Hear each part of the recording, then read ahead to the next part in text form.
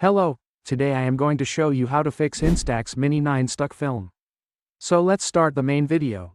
First, change the batteries. Reinsert the new batteries. Now open the back panel of your camera. Then remove the film. Now your camera is ready for shoot. Make sure you are worked in dark room. Use very dim light. Red light is the safe. If you have red light, then use it. When film gets stuck in an Instax Mini 9, it is most often due to low battery power, incorrectly loaded film, or the ejection motor not receiving enough power to push the photo out properly.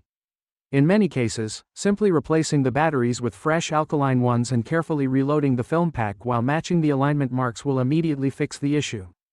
It's also important to avoid forcing the film out, as this can damage the rollers inside the camera.